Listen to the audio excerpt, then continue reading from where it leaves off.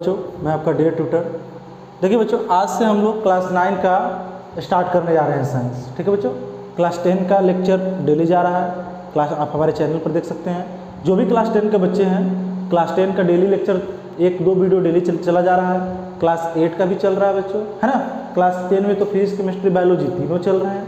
आज से बच्चों हम लोग क्लास 9 का भी वीडियो डालना स्टार्ट करेंगे, क्योंकि मेरा प्रोमिस था कि इस पर क्लास 9, 10, 11, 12 सबका लेक्चर आने वाला है। तो हमने क्लास 9 का भी आज से वीडियो बनाना स्टार्ट कर दिया है। क्लास 9 का जो बच्चों है, हम फिजिक्स का चैप्टर ग्रेविटेशन, क्या ग्रेविटेशन हम लोग डालना स्टार्ट करेंगे। यस या नो। फिजिक्स में मोशन है और फोर्स है, force and law of motion, Newton law of motion है। यस या नो।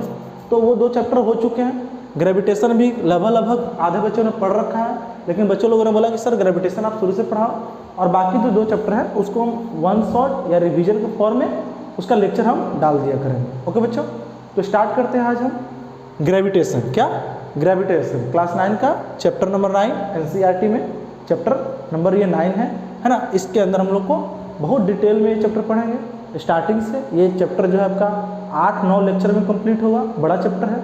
ऐसे है ना। पहले इसमें पढ़ना क्या क्या है ये देख लीजिए बच्चों। तो फर्स्ट तो इसमें पढ़ना है क्या कि ग्रेविटेशन होता क्या है। ओके। सेकंड है बच्चों, इसमें पढ़ना क्या है universal law of gravitation, universal law of gravitation, है ना। उसके बाद देखो इन्फ्लुएंस ऑफ मोशन, मोशन पर ग्रेविटेशन के अंडर में, है ना। Influence of motion under gravitation, motion under gravitation जो होता है वही पढ़ना है। इसको आप फ्री फॉल के नाम से जानते हो। किसके नाम से जानते हो? Free fall. किसके नाम से जानते हो बच्चों? फ्री फॉल के नाम से जानते हो। चौथा जो है बच्चा वो क्या पढ़ेंगे? मास और वेट के बारे में। किसके बारे में पढ़ेंगे लोग? मास और वेट के बारे में। फिर उसके बाद है बच्चों कुछ प्रेशर के बारे में पढ़ेंगे। इसी के अंदर हम लोग पढ़ेंगे pressure in liquid, pressure in liquid, है ना। प्रेशर इन लिक्विड, लिक्विड के अंदर प्रेशर क्या लगता है, फ्लोटेशन भी इसके अंदर पढ़ेंगे। यस या नो। तो ये काफ़ी बड़ा चैप्टर है, इसको हम आज स्टार्ट करने जा रहे हैं बच्चों। फुली एनसीईआरटी एक्सक्लूसिव एनसीईआरटी रहेगा। कुछ क्वेश्चंस रहेंगे, एनसीईआरटी का सारा क्वेश्चन कराया जाएगा। बहुत सारे बच्चे जो है फिजिक्स से डरते हैं, तो आप यहाँ पर क्लास 10 का फिजिक्स में डाल रहा हूँ। यस या नो। क्लास 9 का फिजिक्स को आप डिटेल में पढ़ाया जाएगा। एवरीथिंग, एवरी पॉइंट, कोई ऐसा पॉइंट नहीं है जो आपसे छूटेगा। ध्यान रखिएगा, कोई ऐसा पॉइंट नहीं है जो ऐसा छूटने वाला है। ठीक है बच्चों, तो हम स्टार्ट करते हैं आज ग्रेविटेशन। ग्रेविटेशन स्टार्ट करेंगे। इसमें बहुत सारे सवाल हैं, क्या है, क्वेश्चन है। एनसीईआरटी ने बहुत सारे क्वेश्चन के फॉर्म में ये चैप्टर को स्टार्ट किया। जब आप एनसीईआरटी पेज नंबर 100 पढ़िएगा, चैप्टर जो 9 है उस पेज नंबर 100 जब हम पढ़ेंगे, उस 100 पेज नंबर में बहुत सारे ऐसे क्या है क्वेश्चन डाले हुए हैं, उसको हम लोग देखेंगे। जैसे बच्चों देखो, जैसे कि हम लोग जानते हैं जो प्लैनेट्स होता है वो किसकी तरफ मूव करता है? Move around the sun. Yes या no. Moon revolve around the sun, moon go around the sun. और जब भी किसी ऑब्जेक्ट को हम किसी हाइट पर से ड्रॉप करते हैं, छोड़ते हैं, यस या नो, किसी हाइट पर से हम लोग छोड़ते हैं, तो किधर आता है? अर्थ की तरफ। यस या नो। मतलब द ऑब्जेक्ट फॉल या dropped from height toward the अर्थ, मतलब किसी ऑब्जेक्ट को ऐसे लिया, उछाला, यस या नो, तो किधर आ रहा है? अर्थ की तरफ हो रहा है। तो इसके पीछे कोई ना कोई रीजन होगा। मेरी बात समझ में नहीं आ रहा? मतलब ध्यान दीजिएगा बच्चों। प्लैनेट्स, फर्स्ट मैंने क्या लिखा? प्लैनेट्स मूव अराउंड द सन। जो सारे प्लैनेट्स हैं आपका सोलर सिस्टम में सन की तरफ मूव कर रहा है। ओके बच्चों। मून जो है गो अराउंड द अर्थ, अर्थ के चारों तरफ जो है मून रिवॉल्व कर रहा है। यस या नो। और object fall towards the earth, objects fall toward the earth, earth की तरफ वो अट्रैक्ट हो रहा है, अर्थ की तरफ अट्रैक्ट कर रहा है। तो इसके पीछे क्या है? तो देखिए, जो भी रीजन हो, तीनों केस में कुछ ना कुछ फोर्स लग रहा है। क्या? In all three cases, in all this cases there exist some force, है ना, acting on the planets, acting on the object, yes या नो, द प्लैनेट्स और मून, यस या नो। मतलब कहने का मतलब है ये जो प्लैनेट्स है सन की तरफ चारों तरफ मूव कर रहा है, तो जरूर सन जो है बच्चों प्लैनेट्स पर क्या लगा रहा है? फोर्स लगा रहा है। मून जो है अर्थ की तरफ क्या कर रहा है? मूव कर रहा है। तो जरूर क्या है? अर्थ जो है मून को अपनी तरफ खींच रहा है, यस या नो। और ऑब्जेक्ट, मैं ऑब्जेक्ट को ऐसे फेंकूं, यस या नो, वापस क्या आता है? नीचे आता है। तो ऐसा क्या है? अर्थ उस ऑब्जेक्ट को अपनी तरफ खींच रहा है। खींचना का मतलब क्या हुआ? फोर्स लगा रहा होगा। आप 2 चैप्टर पढ़ के आ रहे हो, नहीं आ रहे हो? फोर्स जो चैप्टर पढ़ा होगा आपने, ये किसके लिए रिस्पॉन्सिबल होता है? रिस्पॉन्सिबल फॉर मोशन, मोशन के लिए रिस्पॉन्सिबल होता है। चैप्टर मोशन में आपने क्या पढ़ा? स्टेट ऑफ रेस्ट और स्टेट ऑफ मोशन पढ़ा आपने। सेकंड चैप्टर है फिजिक्स का फोर्स। फोर्स में क्या पढ़ा? जब भी पुल या पुश करते हैं, फोर्स अप्लाई करते हैं, तो ऑब्जेक्ट का स्टेट में क्या होता है? या तो चेंज करता है या टेंड्स टू चेंज होता है। मतलब या तो उसका स्टेट बदल गया या स्टेट बदलने की कोशिश करता है। यही करता है ना बच्चों, यस या नो। देखिए इन सब के पीछे जो पहली बार उन्होंने बताया था, जिनका नाम था, वो थे आइजैक न्यूटन। क्या? आइजैक, सर पूरा लिखिए, sir Isaac Newton. Isaac Newton could grasp, क्या? कुड ग्रास्प, ग्रास्प का मतलब हुआ बताया, could grasp that there the same force is responsible for all these, है ना। आइजैक न्यूटन ने बताया could grasp that same force is responsible for these. मतलब कहने का मतलब है यहाँ पर कोई ऑब्जेक्ट अर्थ की तरफ फेंकने पर गिर जा रहा है, यस या नो। मून जो है बच्चों वो अर्थ के चारों तरफ रिवॉल्व कर रहा है, यस या नो। प्लैनेट जो है सन के चारों तरफ क्या कर रहा है? मूव कर रहा है। तो इन सभी केस में क्या है? एक सेम फोर्स एक काम करता है, यस या नो। और उस फोर्स का नाम होता है ग्रेविटेशनल फोर्स, यस या नो। और this force is known as, हम लोग क्या बोलते हैं? ग्रेविटेशनल फोर्स बोलते हैं। क्या बोलते हैं बच्चों? Gravitational force. मतलब कहने का मतलब है ये मून और अर्थ की तरफ जो मून क्या कर रहा है? रिवॉल्व कर रहा है।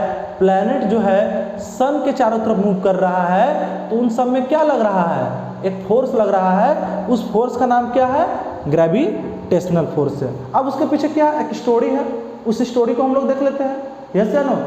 स्टोरी क्या है बच्चों? देखो न्यूटन साहब जो थे वो एप्पल ट्री के नीचे बैठे हुए थे। He sat under the apple tree. तो एक एप्पल जो है उनके सर पर आकर गिर गया। क्या? एक जो सेब जो है उनके सर पर आकर गिर गया। तो उन्होंने क्या किया? सोचना स्टार्ट किया कि सेब जो है नीचे ही क्यों आया। मेरी बात समझ में आएगा? उन्होंने स्टार्ट थिंकिंग किया ये सेब जो है नीचे ही क्यों आया, यस या नो। सेब ऊपर भी तो जा सकता था। मेरी बात समझ नहीं आ रहा? या सेब को कौन अट्रैक्ट कर रहा? अर्थ। तो सेब भी तो अर्थ को अट्रैक्ट करना चाहिए। तो इससे क्या हुआ? अर्थ भी तो सेब की तरफ मूव कर जाना चाहिए था। ये ऐसे ऐसे उनके मन में थॉट आ रहे थे, यस या नो। न्यूटन के बारे में जानना, थोड़ा सा स्टोरी हमको जानना पड़ेगा। न्यूटन जो थे बच्चों, Isaac Newton, sir Isaac Newton, है ना। अब वो फादर ऑफ ग्रेविटेशनल फोर्स है। ग्रेविटेशनल फोर्स के बारे में पूरे डिटेल में किसने बताया? आइजैक न्यूटन ने। आइजैक न्यूटन जो थे वो कहाँ बैठे हुए थे बताइए? Apple tree, sat under a apple tree. Newton sat under a apple tree. Apple tree के नीचे बैठे थे। An apple fell upon him, yes या नो। एक जो सेब है बच्चों उन पर आकर गिर गया। The fall of apple made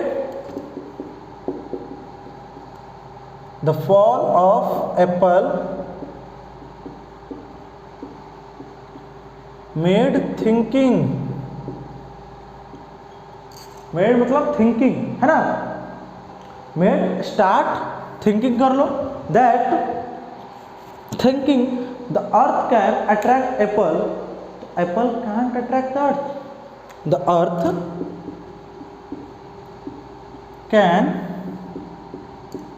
attract apple. जो अर्थ है एप्पल को अपने तरफ क्या कर रहा है, अट्रैक्ट कर रहा है. मतलब एप्पल जो है अर्थ पर आकर गिर रहा है. इसका मतलब क्या हुआ, अर्थ जो है बच्चों एप्पल को क्या कर रहा है, खींच रहा है. Can not attract the earth. मेरी बात समझ नहीं आ रहा है. कैन नॉट या can not attract the moon. नहीं समझे. जब अर्थ जो है बच्चों किसको अट्रैक्ट कर रहा है, एप्पल को अपनी तरफ, तो अर्थ जो है क्या मून को अपनी तरफ अट्रैक्ट नहीं कर सकता है. ये प्रश्न किनके माइंड में चलने लगे बताइए, न्यूटन साहब के अंदर. न्यूटन साहब जो है वो थिंक करने लगे, सोचने लगे इस बात को कि मून जो है, मून क्या है, अर्थ की तरफ क्या कर हो सकता है, अट्रैक्ट नहीं हो सकता क्या. उन्होंने क्वेश्चन किया, is the same force responsible फिर, is the same force both in case. क्या दोनों केस में जो फोर्स है क्या सेम है. मतलब जो एप्पल गिर रहा है किसकी तरफ, अर्थ की तरफ. कैसे नो. और मून जो है वो किसकी तरफ जा रहा है, अर्थ की तरफ. तो क्या दोनों में क्या सेम फोर्स लग रहा है कि नहीं लग रहा है. ये कौन बता रहे थे, न्यूटन सोच रहे थे. समझ नहीं आ रहा. न्यूटन जो है वो थॉट करने लगा. तो उन्होंने सोचा कि ऐसा हो सकता है क्या, यस या नो. तो ये धीरे धीरे सोचने लगे. तो उन्होंने एक आइडिया दिया. उन्होंने गेस किया that the same type of force is responsible in both case. दोनों केस क्या है, can not attract the moon.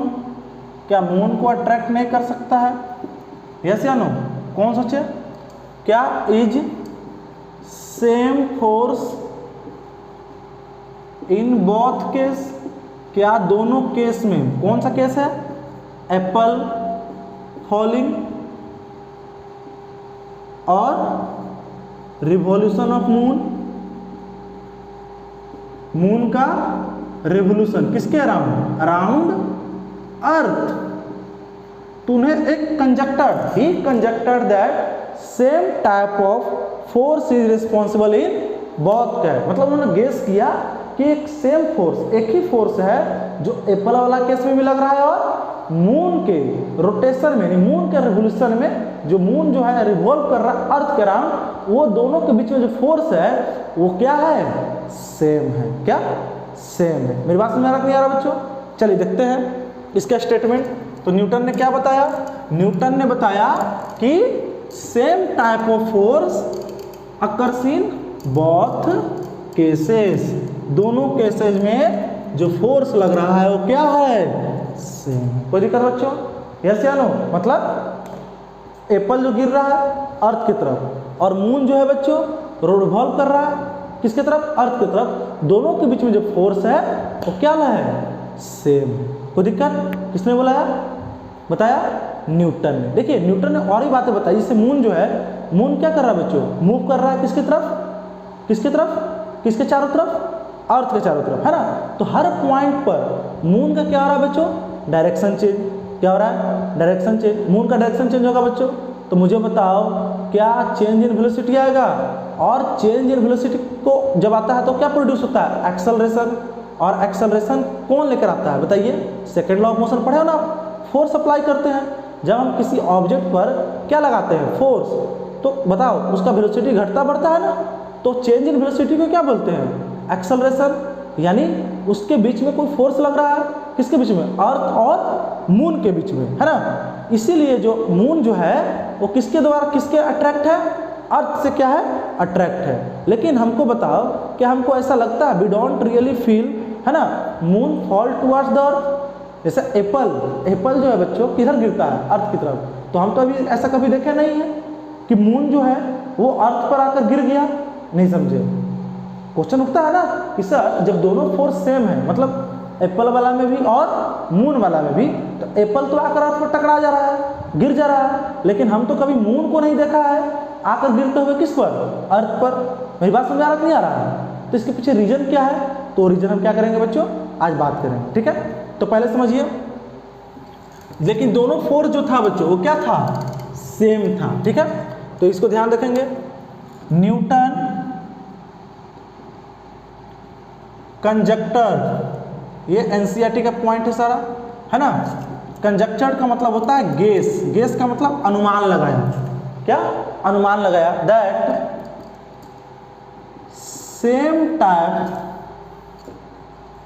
Same type of force is involve in both cases, दोनों केसेस में, चाहे वो एप्पल वाला केस हो या मून वाला केस हो, दोनों में जो क्या है फोर्स क्या है सेम है, ठीक है।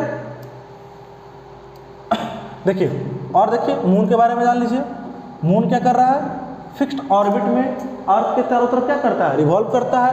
तो ही आर्ग्ड, आर्ग्ड का मतलब होता है तर्क देना, क्या तर्क देना। जब आप किसी चीज को आर्गुमेंट करते हो ना, बताते हो ना, तो उन्होंने बताया he argued that at each point of its orbit, है ना, each point of its orbit, orbit के हर पॉइंट पर क्या कर रहा है बच्चों, moon fall towards the earth, moon जो है किधर गिर रहा है, मून जो है अर्थ की तरफ गिर रहा है, instead of going into straight line, moon straight line में न जाकर कहाँ आ रहा है, अर्थ के, अर्थ पर फॉल कर रहा है, समझिएगा।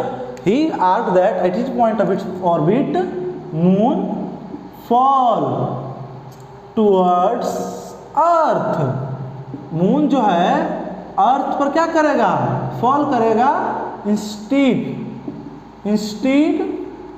Of going into straight line, straight line में वो नहीं जा रहा है, समझिएगा बात को, यस या नो। तो कहने का मतलब है बच्चों कि हमको तो ऐसा फील नहीं होता है। और देखिए but we do not really feel moon falling toward earth, जो अर्थ के तरफ मून क्या हो रहा है, फॉल कर रहा है, गिर रहा है। ऐसे इस पत्थर को मैं फेंका, कुछ फेंका तो नीचे आ गया, इस तरह से तो मून नहीं आ रहा है ना, हम फील नहीं कर पा रहे हैं, यस या नो। तो उसके पीछे क्या रीजन है, फॉल कर रहा है लेकिन एग्जैक्टली फील कर पा रहे हो क्या, क्या आकर जैसे एप्पल जो है अर्थ पर आकर टकराया, न्यूटन के सर पर आकर टकरा गया, क्या मून भी आकर हमारे सर पर टकरा जा रहा है, ऐसा हो रहा है क्या, बोलिए, नहीं ऐसा हो रहा है। तो इसके पीछे रीजन क्या है, तो आप याद कीजिए, आपने मोशन में, चैप्टर मोशन में सर्कुलर मोशन जो पढ़ा होगा, क्या सर्कुलर मोशन पढ़ा होगा, वो सर्कुलर मोशन में एक्सपेरिमेंट था, एक्टिविटी था 7.11 पेज नंबर 84, क्या पेज नंबर 84 एक्टिविटी है, क्या बच्चों एक्टिविटी है। ये एक्टिविटी में क्या था, एक थ्रेड में कोई कंकड़ या पत्थर बांधकर ऐसे ऐसे गोल गोल घुमा रहे थे हम लोग, बोलो, जब हम उसको छोड़ते थे तो वो क्या करता है, सर्कुलर मोशन करने के बजाय एक स्ट्रेट लाइन में क्या कर जाता है, निकल जाता है, बोलिए। तो रीजन हम इसको अभी समझेंगे, क्या है पहले बताओ, वो सर्कुलर पाथ पर और जो ऑर्बिट है वो कौन सा पाथ है, सर्कुलर पाथ है, तो सर्कुलर पाथ पर क्या कर रहा है, बोलिए, रिवॉल्व कर रहा है, कर नहीं कर रहा है। तो उस एक्टिविटी में क्या आता, वो एक्टिविटी को हम दोबारा यहाँ पर देखते हैं, समझते हैं। आप ले लीजिए, देखिए आप क्या ले लीजिएगा, एक थ्रेड ले लीजिए, थ्रेड में क्या कर लीजिए, कोई भारी ऑब्जेक्ट बांध लीजिए छोटा सा, सपोज दैट एक छोटा सा कंकड़ बांध लिया, अब उसको नचाओ, अब आप उसको नचाओगे बच्चों, इस तरह से नचाओगे बांधकर, तो क्या करेगा, सर्कुलर मोशन करेगा कि नहीं करेगा, यस या नो, सर्कुलर मोशन करता है, ठीक है। अच्छा ध्यान देना, ध्यान देना, थ्रेड को छोड़ने से पहले, before the thread is released, release करने से पहले वो बताइए क्या उसका हर बार क्या चेंज हो रहा है, डायरेक्शन चेंज हो रहा है, नहीं समझे, डायरेक्शन चेंज हो रहा है कि नहीं हो रहा है। और डायरेक्शन चेंज होता है इसका मतलब होता है चेंज इन वेलोसिटी। वेलोसिटी कौन सा क्वांटिटी है बताइए मुझे, बोलिए, वेक्टर क्वांटिटी है। अब वेक्टर क्वांटिटी बस क्या रहता है, डायरेक्शन रहता है, मेरी बात समझ नहीं आ रहा है, बोलो बोलो, स्पीड फिक्स था, है ना, सर्कुलर पाथ में मूव कर रहा था, तो उसके बाद क्या हो गया, और डायरेक्शन हर पॉइंट पे क्या कर रहा है, चेंज कर रहा है, इसके बीच में उस पर क्या लग रहा है बच्चों बताओ, वेलोसिटी चेंज होगा, डायरेक्शन चेंज होगा तो वेलोसिटी चेंज होगा, और चेंज इन वेलोसिटी क्या देता है, एक्सल एक्सेलरेशन। और एक्सेलरेशन प्रोड्यूस कब होता है बच्चों? जब किसी ऑब्जेक्ट में क्या लगता है? फोर्स लगता है। इसका मतलब क्या है कि जब वो ऐसे मैं घुमा रहा हूं तो कोई फोर्स लग रहा है, और वो फोर्स जो होता है वो किधर लगता है? सर्कुलर पाथ पर सेंटर की तरफ लगता है। किधर लगता है? सेंटर की तरफ लगता है। तो अभी मैं सबको एक्सप्लेन कर रहा हूं, अभी समझ जाओ। एक आप थ्रेड लो, क्या थ्रेड लो, थ्रेड में कुछ कंकड़ बांध लो, है ना, और उसको गोल गोल क्या करो? घुमाओ। एक्टिविटी, ये एक्टिविटी आप देख लीजिएगा एनसीईआरटी में पेज नंबर 84, है ना। एक्टिविटी आपका है 7.11, यस या नो? तो before thread is released, thread को जो धागा है उसको रिलीज करने से पहले, मतलब उसको ऐसे से घुमा लेकर छोड़ने से पहले, जो स्टोन है, जो हमने स्टोन बांधा है, वो मूव्स इन अ, बोलो, circular path with certain speed, है ना। The stone move in a circular path, circular path पर करेगा, सर्कुलर मोशन है, obvious सी बात है, तो सर्कुलर पाथ होगा। Circular path with a certain speed, कुछ इसके पास क्या रहेगा? स्पीड रहेगा, यस या नो।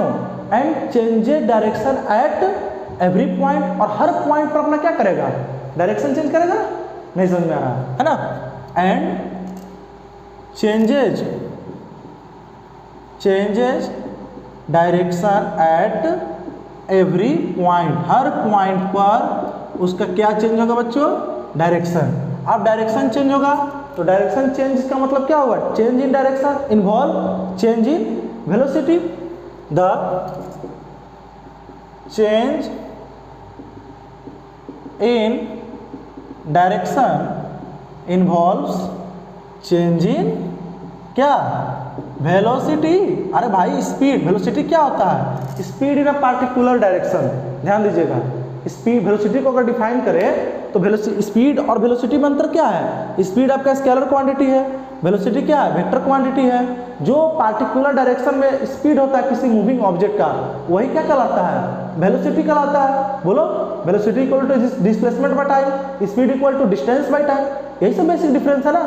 तो डायरेक्शन चेंज होगा तो वेलोसिटी चेंज होगा, और चेंज इन वेलोसिटी क्या देगा बच्चों? Change in velocity gives acceleration. जो वेलोसिटी में चेंज आ रहा है उससे क्या प्रोड्यूस होगा? एक्सेलरेशन होगा। और एक्सेलरेशन कब प्रोड्यूस होता है? जब किसी मूविंग ऑब्जेक्ट पर क्या लगता है? फोर्स लगता है। क्या? फोर्स लगता है। तो इसका मतलब the force that causes this acceleration, मतलब वो फोर्स जो ये एक्सेलरेशन क्या कर रहा है? कॉज कर रहा है। And keeps body moving along the circular path. किधर एक्ट करेगा बच्चों? बताओ। Acts towards the centre. मतलब ये जो फोर्स लग रहा है और इस फोर्स की वजह से ऑब्जेक्ट में क्या आ रहा है? एक्सेलरेशन। और ऑब्जेक्ट जो है वो सर्कुलर पाथ पर क्या कर रहा है? मूव। ध्यान दीजिएगा, बिल्कुल साइंटिफिक बात बोल रहा हूँ। इससे एक्सेलरेशन की वजह से ऑब्जेक्ट क्या कर रहा है? सर्कुलर पाथ में मूव कर रहा है। वो फोर्स किधर लगेगा? उस सर्कुलर पाथ में सेंटर की तरफ। इसीलिए इसका नाम पड़ जाता है सेंटर सीकिंग फोर्स। मतलब वैसा फोर्स जो सेंटर की तरफ लगे उसका नाम होता है सेंट्रीपिटल फोर्स। नहीं समझे? वही मैं लिख रहा हूं, the force that causes this acceleration due to which body या object body moves along a circular path. Circular path तो क्या लगेगा? बताओ। वो सर्कुलर पाथ पर मूव करेगा, यस या no? Is centre seeking force. क्या होता है बच्चों? Centre seeking force. मतलब एक्ट्स टुवर्ड्स सेंटर। एनसीईआरटी का पॉइंट है बच्चों, एक्ट्स टुवर्ड्स सेंटर। सेंटर की तरफ लगेगा और इस फोर्स का नाम होता है बच्चों सेंट्रीपिटल फोर्स। हम लोग क्या बोलते हैं? सेंट्रीपिटल फोर्स बोलते हैं। मतलब जो ऐसा फोर्स जो किधर लगे, सर्कुलर पाथ पर जब ऑब्जेक्ट मूव करता है, मोशन करता है, तो सेंटर की तरफ क्या लगता है, फोर्स लगता है। उस फोर्स का नाम होता है बच्चों, क्या होता है बताइए, सेंट्रीपिटल फोर्स होता है। ठीक है बच्चों, अगर ये सेंट्रीपिटल फोर्स नहीं रहता, अगर ये सेंट्रीपिटल फोर्स नहीं रहता, तो जो हम स्टोन को टाइट कर ऐसे ऐसे घुमा रहे हैं सर्कुलर पाथ पर, वो क्या कर देता, स्ट्रेट लाइन मोशन करता है। क्या करता, moves along a straight line. देखो आप ऐसे से घुमाओ, छोड़ो, क्या छोड़ते हो, मेरे पास अभी धागे नहीं है, नहीं तो मैं ऐसे ऐसे करके दिखाता, कल मैं दिखा के आपको करके दिखाऊंगा। छोड़िएगा तो वो जो है बच्चों, वो धागे जो होता है बिल्कुल स्ट्रेट लाइन में निकल जाएगा। जबकि वो मोशन में था तो हम उसको ऐसे से घुमा रहे थे, तो ऐसे से घूमना चाहिए था, ऐसा घूम नहीं रहा है, यस या नो। इसका मतलब जब फोर्स लगेगा, जब तक उस पर सेंटर की तरफ फोर्स, सेंट्रीपिटल फोर्स लगता रहेगा, क्या, जब तक सेंट्रीपिटल फोर्स लगता रहेगा तब तक वो क्या करेगा, सर्कुलर मोशन करेगा। सेंट्रीपिटल फोर्स नहीं लगेगा, वो स्ट्रेट लाइन में क्या कर जाता है, मूव कर जाता है, कर जाता है नहीं कर जाता है। और वो स्ट्रेट लाइन है जो बच्चों, वो सर्कुलर पाथ पर क्या होता है, टेंजेंट होता है। क्या होता है, टेंजेंट। कहने का मतलब होता है बच्चों, जो भी आपने सर्कुलर मोशन में पढ़ा होगा, सर्कुलर मोशन में जो मोशन का ऑब्जेक्ट का डायरेक्शन होता है, मूविंग ऑब्जेक्ट का डायरेक्शन होता है, वो टेंजेंशियल होता है। क्या होता है, टेंजेंशियल होता है। अभी मैं दिखाता हूं, है ना, वही मैं लिख रहा हूं, in the absence of this force the object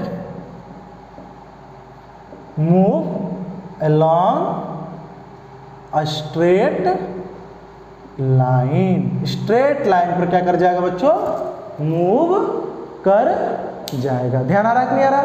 अब ये जो स्ट्रेट लाइन होता है बच्चा, ये होता है tangent to the circular path, है ना। दिस स्ट्रेट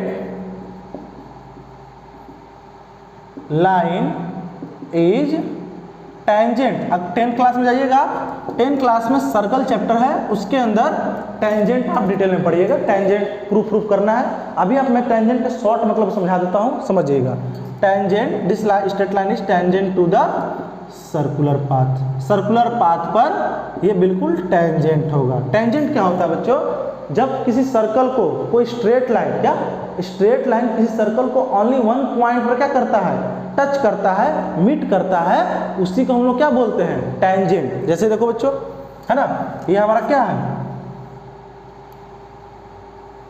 ये सर्कुलर मोशन हो रहा है, ये सर्कुलर पाथ है बच्चों। क्या है, सर्कुलर पाथ है। कोई इस तरह से कर, एक लाइन जो पास हो रहा है, सर्कल को कहाँ टच किया, किसी एक पॉइंट पर किया, एक ही पॉइंट पर टच करेगा, ओके, तो वो कहलाएगा टेंजेंट। क्या कहलाएगा, टेंजेंट। देखो यहाँ टच कर रहा है ना बच्चा, यहाँ पर टच कर रहा है ना, ये इसका नाम ए ओ बी, ओके, ए ओ बी क्या कहलाएगा, टेंजेंट कहलाएगा। टेंजेंट को थोड़ा सा डिफाइन कर दो। टेंजेंट क्या होता है, the straight line, straight line which touches या which meet circle at one and only one point, उसको हम लोग क्या बोलते हैं, इज नोन एज टेंजेंट। हम लोग क्या बोलेंगे बच्चों, टेंजेंट बोलेंगे। ठीक है, ओके। यहां पर देखो A O B line is a tangent. ये सब क्या है, टेंजेंट है, टेंजेंट टू सर्कल। तो मेरी बात समझ में आ गया बच्चों। अगर सेंट्रीपिटल फोर्स नहीं लगता तो बताओ वो कौन सा मोशन करता, बिल्कुल जो ऑब्जेक्ट था वो मूविंग ऑब्जेक्ट तो था, कौन सा पाथ पर निकल जाता, स्ट्रेट लाइन पाथ पर निकल जाता। तो आप धीरे से थोड़ा सा समझ सकते हैं, जो मैंने इतना देर बताया आप समझ सकते हो। इसका मतलब मून और अर्थ में एक फोर्स लग रहा है। क्या, मून और अर्थ में एक फोर्स लग रहा है, और वो अर्थ की तरफ लग रहा है, उस फोर्स का नाम है सेंट्रीपिटल फोर्स। क्या है, सेंट्रीपिटल फोर्स है। सेंट्रीपिटल फोर्स के कारण जो है बच्चों, वो मून जो है फॉल नहीं करता है, किधर, अर्थ पर, और वो क्या कर रहा है, रिवॉल्व कर रहा है अराउंड दी अर्थ। ओके, यही मैं लिखने जा रहा हूं, the motion of moon around earth is due to centripetal force. Centripetal force के कारण जो मून है अर्थ के चारों तरफ क्या कर रहा है, मोशन कर रहा है। ध्यान दीजिएगा, द मोशन ऑफ मून है ना around earth is due to centripetal force. इसी सेंट्रीपिटल फोर्स के कारण जो है बच्चों मून अर्थ के चारों तरफ क्या कर रहा है, रिवॉल्व कर रहा है या मोशन कर रहा है। ठीक है, अब बताओ ये सेंट्रीपिटल फोर्स कैसे आया। तो सेंट्रीपिटल फोर्स जो प्रोवाइड होता है by the force of attraction, क्या force of attraction of the earth. जो अर्थ जो है अट्रैक्टिव फोर्स लगा रहा है किसके तरफ, मून को अपनी तरफ अट्रैक्ट किया हुआ है, तो फोर्स लग रहा है कि नहीं लग रहा है। इसी फोर्स के कारण सेंट्रीपिटल फोर्स जनरेट हो रहा है। तो सेंट्रीपिटल का फोर्स कैसे बना, तो this force is provided by, बताइए प्रोवाइडेड बाय, बोलिए force of attraction, force of attraction of earth. Earth ने जो अट्रैक्टिव फोर्स लगाया है किस पर, मून पर, है ना। उसी कारण से जो मून है वो अर्थ के चारों तरफ क्या कर रहा है, मोशन कर रहा है। अगर यह फोर्स नहीं रहता, कौन सा force, centripetal force, if the centripetal force is not present या if this force is not, then moon would move along a straight line, है ना, uniform straight line motion। if this force is not present, अगर ये force नहीं रहेगा तब moon जो है, मतलब जब अर्थ जो है वो अट्रैक्टिव फोर्स नहीं लगाता तो मून जो है बच्चा कहाँ चला जाता है, स्ट्रेट लाइन मोशन करता है। क्या मून जो है इस तरह से ऐसे ऐसे ये स्ट्रेट लाइन मोशन करता है। मेरी बात समझ नहीं आ रहा है, वही मैं लिख रहा हूं, if this force is not present then moon would perform uniform motion in uniform straight line. तो सोच सकते हो आप, हमारे अर्थ के पास तो चांद ही नहीं रहता, फिर ये गाने, ये शौक, ये शायरी किसके लिए बनते हैं, चांद सा ऐसा मुखड़ा, है ना, सुनते ना, गाते हैं ना, मेरे सामने वाली खिड़की में एक चांद का टुकड़ा रहता है ना। मेरी बात समझ नहीं आ रहा। अरे हम लोग चंद्रयान अभी गया ना पिछले मंथ में, अगस्त में 23 अगस्त को, तो हम लोग जो फर्स्ट कंट्री है बच्चे साउथ पोल, चांद का साउथ पोल रीजन पर हम लोग ने लैंड किया है। तो हमारे लिए बहुत ही प्राउड मोमेंट था उस दिन, कैसे ना, सबसे बड़ा मोमेंट था, किसी वर्ल्ड कप से भी ज़्यादा ये खुशी देने वाला दिन था। ओके बच्चों, तो आप प्राउड कीजिए हमारे इसरो के साइंटिस्ट, जो हमारा स्पेस रिसर्च सेंटर है, यस या नो, इसरो उसका नाम है ISRO। ठीक है, अभी और बहुत सारा इसरो का प्रोजेक्ट आने वाला है। एक तो आदित्य L1 जा रहा है, चल ही रहा है, कहाँ सन का वो परिक्रमा करेंगे, यस या नो। अब एप्पल वाला केस पर आते हैं बच्चों, एप्पल वाला केस पर हम लोग तो भूल ही गए, ये मून का हो गया। अब एप्पल वाला केस पर आते हैं। एप्पल वाला केस, एप्पल का आईफोन वाला नहीं, जो न्यूटन के टकले पर, न्यूटन के सर पर आकर एप्पल गिरा था। देखो बच्चों, अर्थ जो है अट्रैक्ट कर रहा है एप्पल को, बट मतलब अर्थ क्या कर रहा है, एप्पल को अट्रैक्ट कर रहा है, बट एप्पल भी तो अर्थ को अट्रैक्ट कर रहा है, बोलो। But we do not see the earth moving towards the apple. ध्यान दीजिएगा, अर्थ है बच्चों, क्या कर रहा है, earth attract apple towards it. तो according to Newton third law of motion, apple भी क्या करेगा, अर्थ को अपनी तरफ अट्रैक्ट करेगा, यस या no. By Newton third law of motion, third law of motion, apple also attract, है ना, earth towards it, but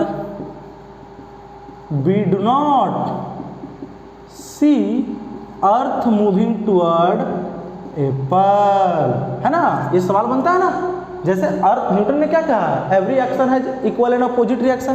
her action का अपना क्या होता है, इक्वल और अपोजिट रिएक्शन होता है। मतलब एप्पल को अर्थ अपनी तरफ अट्रैक्ट कर रहा है, एप्पल भी तो अर्थ को अपनी तरफ अट्रैक्ट करेगा भाई, न्यूटन थर्ड लॉ, नहीं समझे यानी।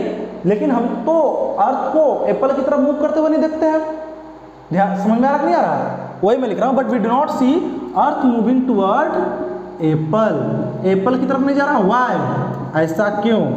देखो बच्चों, हमने तो ये न्यूटन के थर्ड लॉ से बता दिया, लेकिन न्यूटन के एक सेकंड लॉ भी तो है। देखिए समझिए क्यों नहीं मूव करता है।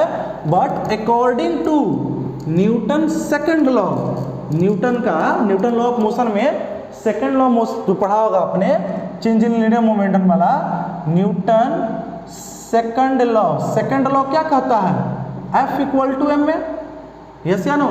इसका मतलब जो एक्सेलरेशन प्रोड्यूस होता है बच्चों, एक्सेलरेशन निकालना होगा, वो क्या होगा, F बाई एम।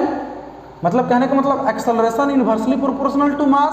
कहने का मतलब अगर मास ज़्यादा तो एक्सेलरेशन कम, अगर मास कम तो एक्सेलरेशन ज़्यादा। समझिएगा बात। तो एक्सेलरेशन के लिए कौन रिस्पॉन्सिबल है, पहली बात फोर्स लगेगा तब तो एक्सेलरेशन आएगा। लेकिन उससे भी इंपॉर्टेंट चीज़ है मास। क्या है, मास। जो हेवियर ऑब्जेक्ट होता है, जिसका मास ज़्यादा होता है, वो कम एक्सेलरेट करता है। जो हल्के ऑब्जेक्ट है वो जल्दी एक्सेलरेट कर देता है, ज़्यादा उसमें एक्सेलरेशन प्रोड्यूस होता है। कम फोर्स लगाते हैं, ज़्यादा एक्सेलरेशन आ जाता है। मुझे बात समझ नहीं आ रहा। अब मुझे बताओ बच्चों, जो मास ऑफ एप्पल है, क्या मास ऑफ एप्पल है, is negligible as compare to mass of earth, compare to mass of earth. अगर अर्थ के मास से हम कंपेयर करें तो एप्पल का मास तो कुछ नहीं है। एप्पल कितना है, एक एप्पल भाई 50 ग्राम 100 ग्राम ज़्यादा ज़्यादा। लेकिन जो मास ऑफ अर्थ है, मास ऑफ अर्थ है वो कितना बच्चों, 5.98 into 10 to the power 24 kg, यानी 6 into 10 to the power 24 kg हम लोग लेंगे। आप देख सकते हो, इस 6 पर मत जाओ, इस 10 टू द पावर 24 पर जाओ। जितना जीरो बढ़ता जाएगा उसका पावर बढ़ता जाता है। बोलो यस या नो, फर्जी देखे हो ना, बोलो फर्जी लोग, मेरी बात समझ नहीं आ रहा है। तो कहने का मतलब है ये कितना ज़्यादा बड़ा है, बोलो यस या नो। फोर्स तो दोनों में सेम लगेगा। मान लो अगर 50 न्यूटन लगा रहा है अर्थ और एप्पल के बीच में 50 न्यूटन फोर्स लग रहा है, मतलब एप्पल भी कितना न्यूटन लगाएगा फोर्स, अर्थ पर 50 न्यूटन का। बोलिए अब फोर्स को देख लो। अब आप जैसे एक्सेलरेशन निकालते हो बच्चों, फ्रैक्शन में देख लो, एक्सेलरेशन इक्वल टू F/m होगा, फोर्स 50 और ये 10 टू द पावर 24। बताओ एक्सेलरेशन बिल्कुल पॉइंट में 0.000 आएगा। नेग्लिजिबल एक्सेलरेशन इज प्रोड्यूस, क्या acceleration produce by apple is negligible, compare ही नहीं है। मेरी बात समझ आ रहा है। इसी कारण से है जो बच्चों, जो आपका अर्थ, हमारा जो अर्थ है वो एप्पल की तरफ अट्रैक्ट तो होता है लेकिन मूव नहीं करता है। क्यों नहीं करता है, क्योंकि एक्सेलरेशन ही नहीं है। क्या एक्सेलरेशन ही नहीं है, मेरी बात समझ नहीं आ रहा। ये 0 कुछ ही एक्सेलरेशन है क्या, बोलो। इसी कारण से हम जो हमारा जो अर्थ है एप्पल की तरफ मूव नहीं करता है, एप्पल जो है अर्थ की तरफ मूव करता है, मतलब अर्थ के टुवर्ड्स अट्रैक्ट होता है। एप्पल नहीं जाएगा, अर्थ नहीं जाएगा एप्पल की तरफ, एप्पल आएगा। फोर्स दोनों में क्या लग रहा है, सेम। क्या फोर्स दोनों में क्या लग रहा है, सेम। लेकिन फोर्स लगने से क्या एक्सेलरेशन भी तो प्रोड्यूस होना चाहिए। मेरी बात को समझो। आप इस दीवार पर धक्का लगा रहे हो, क्या धक्का लगा रहे हो, इस बोर्ड पर धक्का लगा रहे हो, ये मूव नहीं कर रहा है। मूव क्यों नहीं कर रहा है, फोर्स नहीं लगा रहे हो क्या भैया, फोर्स लगा रहे हैं लेकिन एक्सेलरेशन ही तो प्रोड्यूस नहीं हो रहा है, नहीं समझे। ड्यू टू इसी आर्गुमेंट, यही सब रीजन है। सेम रीजन किस में अप्लाई होता है, मून और अर्थ में। क्या मून और अर्थ में, है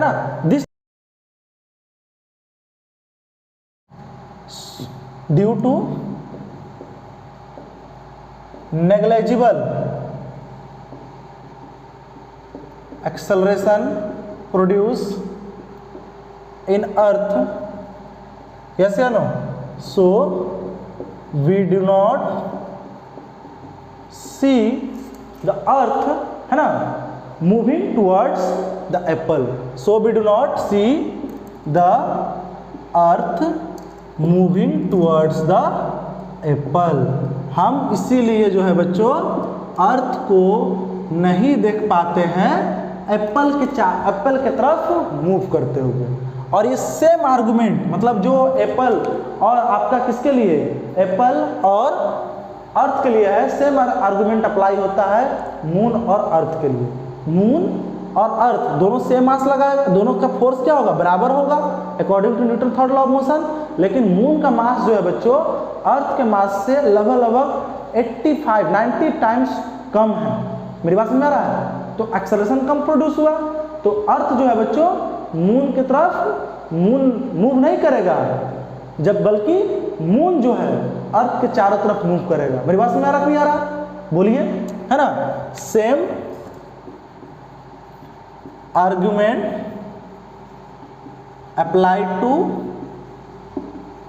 applied into the case of moon and earth, yes या नो। आप देख लो, जो मास ऑफ अर्थ है, मास ऑफ अर्थ है लगभग मैं लिख लेता हूँ 6 × 10⁻24 kg, यस या नो। और मास ऑफ मून है, ध्यान दीजिएगा, मून का मास कितना है बच्चों, 7.36 × 10⁻22 kg, यस या नो। तो आप थोड़ा ध्यान दीजिएगा, यहाँ पर 10⁻24, यहाँ 10⁻22, लगभग 100 टाइम्स, है ना। मास अर्थ इज 100 टाइम्स अब हेवियर, इसको समझ लीजिए, हेवियर देन मून। अब बताओ अर्थ का मास ज़्यादा, तो इसमें एक्सेलरेशन भी क्या होगा, कम प्रोड्यूस होगा, यस या नो। और इसलिए यह मून की तरफ मूव नहीं करता, ठीक है, ठीक है। उसी तरह से बच्चों देखो सेम आर्गुमेंट सोलर सिस्टम में भी याद करो, जो मैंने लेक्चर का स्टार्ट किया था उसमें न्यूटन ने क्या किया था, बोला था कि जितने भी केस है, चाहे प्लैनेट जो है सन की तरफ मूव कर रहा हो, मून जो है अर्थ की तरफ मूव कर रहा हो, कोई ऑब्जेक्ट एप्पल ही ले लो आप, ऑब्जेक्ट अर्थ की तरफ फॉल कर रहा हो, सब में एक फोर्स लगता है और वो फोर्स क्या है, रिस्पॉन्सिबल है। क्या है वो फोर्स, रिस्पॉन्सिबल है मोशन के लिए। क्या, मोशन के लिए। मेरी बात समझ आ रहा नहीं आ रहा बच्चों? अब चलो, अब देखो बच्चों न्यूटन ने कैलकुलेट किया कि केवल एक ही वजह नहीं, मतलब अर्थ ही अट्रैक्ट नहीं करेगा, इस यूनिवर्स में जितना ऑब्जेक्ट है, क्या जितना ऑब्जेक्ट है एक दूसरे पर एक फोर्स लगाता है, एक दूसरे को अट्रैक्ट किए हुए, नहीं समझे? नॉट, वही समझना है। न्यूटन कंक्लूडेड, मतलब ये सब कहने के बाद Newton concluded that not only moon and earth attract each other, planet and sun attract each other, but every object in the universe attract each other with a force. जिस force का नाम है ग्रेविटेशनल फोर्स, है ना। the force of attraction is, this force of attraction is called as, बताइए, gravitational force. तो इसको भी ध्यान रखना। Newton concluded that not only planets, sun, moon, earth, है ना, बोलिए बच्चों, attract each other, but every object in the universe attract each other, है ना, other with the same force, है ना, विद द सेम फोर्स। जिस फोर्स से प्लैनेट और सन एक दूसरे से अट्रैक्टेड है, मून और अर्थ एक दूसरे से अट्रैक्टेड है ना। एप्पल जो है अर्थ की तरफ गिर रहा है, यस या नो, वही सेम फोर्स के कारण सारे ऑब्जेक्ट, है ना, जैसे मेरा कैमरा है, मैं हूं, हम दोनों में क्या लग रहा है, ये अट्रैक्टिव फोर्स लग रहा है, यस या नो। आपके फ्रेंड्स बैठे हो अगल बगल में, सारे ऑब्जेक्ट, है ना, यूनिवर्स की बात करूं तो जो भी छोटा बड़ा टेरेस्ट्रियल सेलेस्टियल जितने भी कॉमेट सब एक दूसरे को क्या कर रहा है, अट्रैक्ट कर रहा है एक फोर्स से। उस फोर्स का नाम होता है ग्रेविटेशनल फोर्स, है ना। तो उसको ध्यान रखिएगा, this force is known as, क्या कहेंगे, ग्रेविटेशनल फोर्स। उस फोर्स का नाम होता है बच्चों ग्रेविटेशनल फोर्स होता है। तो न्यूटन को फादर ऑफ ग्रेविटेशन भी कहा जाता है, क्योंकि न्यूटन ने इस ग्रेविटेशनल फोर्स के बारे में पहले बताया था। मेरी बात समझ में आ रहा है कि नहीं आ रहा है, बोलिए। चलिए बच्चों, अब हम पढ़ेंगे universal law of gravitation. Universal law of gravitation क्या होता है, इसको समझिएगा, ठीक है। ये लास्ट टॉपिक रहेगा आज हमारा का, क्योंकि चैप्टर का स्टार्टिंग है, इसलिए मैं आज ज़्यादा बातें नहीं करूँगा। यूनिवर्सल लॉ ऑफ ग्रेविटेशन, देखो बच्चों, ये यहाँ से सवाल आपके आते हैं क्लास 9th में, जो आपका मिड टर्म होगा या फाइनल एग्जाम होगा, इसमें जो सिलेबस अब तो फुल सिलेबस आ रहा है, तो उसमें कहा था state universal law of gravitation and mathematically वो भी मैं बताने वाला हूँ, यस या नो। तो देखो बच्चों, इसको कैसे डिफाइन करेंगे, every object attracts each other, है ना, ऐसे कर लीजिएगा। Every object in the universe कर लो, ज़्यादा अच्छा रहेगा। Every object in the universe, NCERT के मैं लिख देता हूँ, in the universe attract each other. मेरी बात समझ में आ रहा है, विथ ए फोर्स, ओके बच्चों, एक फोर्स के साथ, which is directly proportional to the product of their masses, with the force which is directly proportional to product of their masses. मतलब दो ऑब्जेक्ट मिलेगा, दोनों ऑब्जेक्ट का कुछ मास होगा बच्चों, तो उन मास का जो फोर्स ग्रेविटेशनल फोर्स है वो मास के प्रोडक्ट के डायरेक्टली प्रोपोर्शनल होता है, directly proportional to product of their masses and inversely proportional to the square of distance between them. दोनों ऑब्जेक्ट के बीच में जो डिस्टेंस है, उस डिस्टेंस का स्क्वायर का इन्वर्स होगा। बात में नहीं आ रहा है, इसी को हम लोग बोलते हैं universal law of gravitation, known as universal law of gravitation. ये कहलाएगा बच्चों universal law of gravitation, okay बच्चों। और जो डिस्टेंस लेते हैं वो कहाँ से लेते हैं, सेंटर से लेते हैं, दोनों ऑब्जेक्ट का सेंटर से लेंगे, इसलिए इस फोर्स का नाम क्या होता है बच्चों, सेंट्रल फोर्स के नाम से भी हम लोग जानते हैं, ओके ठीक है बच्चों। डिस्टेंस, इसको भी लिख लो, distance is taken from centre of both object, दोनों ऑब्जेक्ट का सेंटर से, ओके है ना बच्चों। Distance line joining the centre, ध्यान आ रहा है मुझे, distance is taken line joining the centre, जो सेंटर के सेंटर को क्या करेगा, ज्वाइन करेगा, जो लाइन, उसको हम लोग लेंगे distance, line joining the centre. जब आप 11th क्लास में जाइएगा तो इसको सेंट्रल फोर्स के नाम से भी जाना जाता है। तो समझ में आएगा बच्चों, यूनिवर्सल ऑफ ग्रेविटेशन क्या है।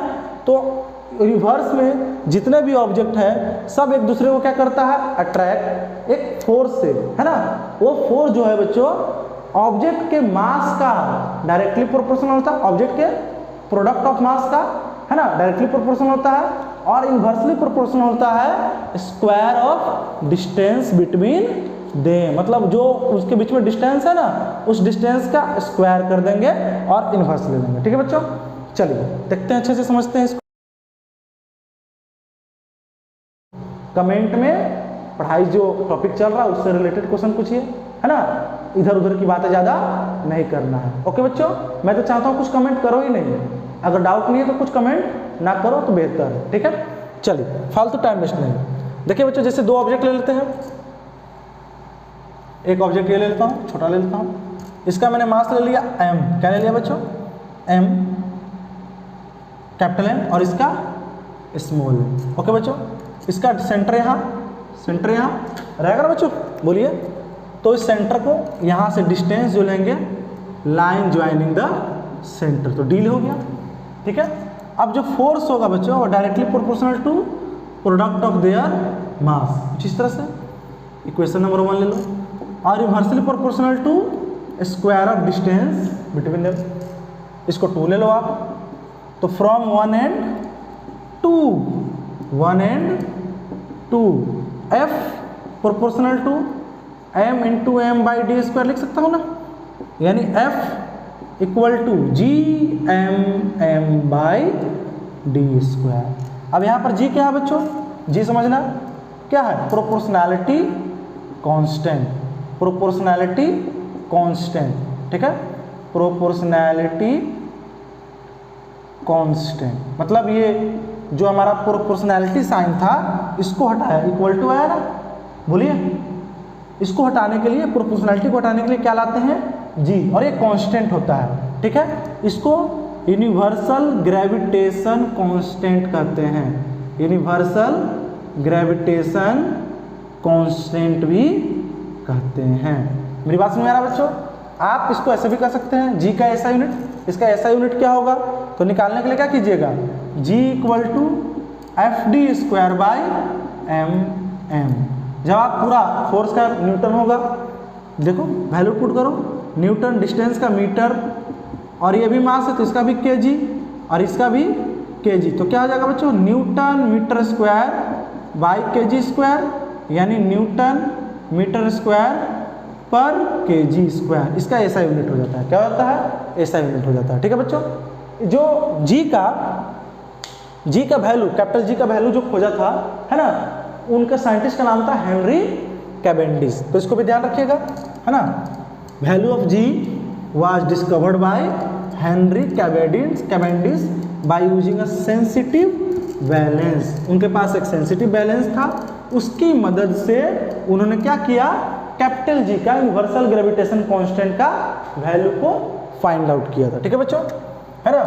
तो value of G was discovered by, बताइए किसके द्वारा होगा, किसके द्वारा हुआ था, ऑब्जेक्टिव में आ सकता है ये सब, हेनरी कैवेंडिश के द्वारा होता है, बाय यूजिंग सेंसिटिव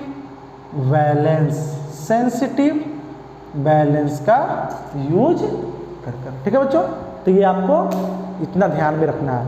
अब एक लास्ट टॉपिक ले लेते हैं, importance of the universal law of gravitation. Universal law of gravitation का क्या है, देखिए, तो जितने भी क्वेश्चन थे, मतलब जो पहले क्या था, अनकनेक्टेड क्वेश्चन था, सारा सवाल जो है, सारे सवाल के जवाब law of universal law of gravitation ने दे दिया है, ठीक है बच्चों। उसको देखते हैं, इंपॉर्टेंस, ये सब आएगा आपका, right the importance of universal law of gravitation, उसको देख लेते हैं। इंपॉर्टेंस ऑफ, है ना, इंपॉर्टेंस ऑफ द